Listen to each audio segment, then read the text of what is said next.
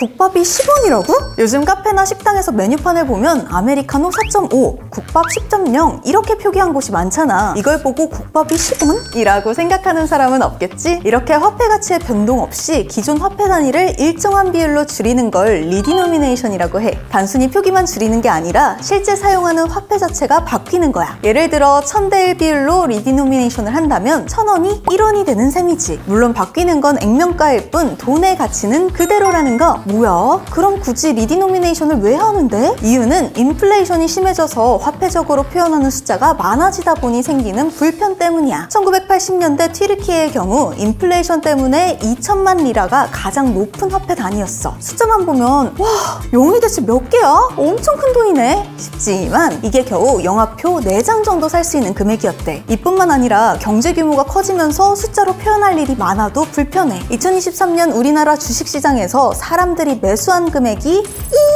이만큼이었거든? 5,663조 원! 무려 16자리! 이렇게 긴 단위를 매번 작성한다고 생각해봐. 그래서 화폐 단위를 줄이기 위해 리디노미네이션을 실시하는 거야. 또 이런 효과도 기대할 수 있다? 단위가 바뀌면 새로운 지폐를 찍어야 하잖아? 그러면 숨어있던 돈들도 새 지폐로 바꿔야 하기 때문에 그 과정에서 지하자금의 실체가 드러나게 되고 기존의 위조 지폐 역시 자연스럽게 사라지는 거지. 그리고 대외적으로 환율을 말할 때 1달러당 10만 이러면 왠지 돈의 가치가 낮은 느낌이지만 1달러당 1.2 이러면 오! 왠지 달러랑 대등해 보이지? 게다가 화폐 단위가 크면 영화표가 오늘은 2천만 리라, 내일은 2,010만 리라가 돼도 뭐 딱히 오른 것 같지도 않잖아? 이런 심리가 발동되면 인플레이션이 더 심해지는 악순환이 발생할 수도 있어서야. 우리나라도 과거 2번이나 리디노미네이션을 실시했는데 첫 번째는 1953년, 이땐 전쟁 때문에 엄청난 군사비를 계속 지출하는 상황이라 통화의 대외 가치가 폭락한 상황이었어. 이걸 해결하기 위해 화폐 액면 금액을 100대 1로 낮추고 화폐 단위를 원에서 환으로 변경. 그러니까 100원이 1원이 된 거지. 2차 리디노미네이션은 1962년이야. 당시 정부가 지하경제 양성화를 위해서 단행했어. 이때 10환이 다시 1원이 됐는데 지금 우리가 쓰고 있는 원 단위는 이때부터 사용한 거야. 화폐 단위를 변경하는 리디노미네이션, 앞서 말한 것처럼 긍정적인 효과도 있지만 당연히 단점도 있어. 일단 비용 문제. 새로운 화폐를 만들면 전산 시스템, ATM, 표발매기, 주유기 등등 바꿔야 할 게 많잖아. 2004년에 한국은행에서 계산한 적이 있는데 직접 비용만 무려 2조 6천억 원으로 예상했대. 지금은 20년이나 지났으니까 훨씬 큰 돈이 들겠지? 또 한동안 국권과 신권이 같이 사용되면서 국민들의 불안과 혼란도 피할 수 없는 리스크야. 특히 이전 2차례 화폐 개혁 때 돈을 전부 다 바꿔준 게 아니라 일부만 바꿔줬었거든. 이때 국민들에게 화폐 개혁에 대한 부정적인 인식이 자리 잡았어. 그리고 오히려 인플레이션을 가속화시킬 거라는 우려도 있어. 예를 들어 1,000원을 1원으로 바꾸면 950원짜리 과자는 끝자리를 올려 1원에 팔거나 9,500원이던 피자를 10원에 팔 수도 있단 얘기야. 과거 유로화 출범 때도 이런 현상이 있었다고 해. 실제로 리디노미네이션을 했던 국가들은 대부분 인플레이션이 심했다는 공통점이 있어. 특히 베네수엘라는 2008년 이후 3번이나 리디노미네이션을 진행했는데 2021년에는 무려 100만 대 1의 비율이었어. 이유는 역시 살인적인 물가 상승 때문이었지. 이처럼 리디노미네이션은 경제에 미치는 영향이 매우 커서 장점과 단점에 대한 의견도 분분해. 직접 비용이 많이 들기는 하지만 전산 시스템이나 ATM 등 각종 기기를 바꾸게 되면 관련 업종이 혜택을 보겠지? 그리고 인플레이션이 발생한 건 맞지만 유럽이나 튀르키예에서도 그렇게 심한 수준은 아니었다는 의견도 있어. 어쨌든 리디노미네이션을 효과적으로 잘 시행하기 위해서는 국민적 합의하에 충분한 시간을 가지고 철저히 준비해야 한다는 건 팩트. 2005년에 100만 대 1의 리디노미네이션을 시행했던 튀르키예도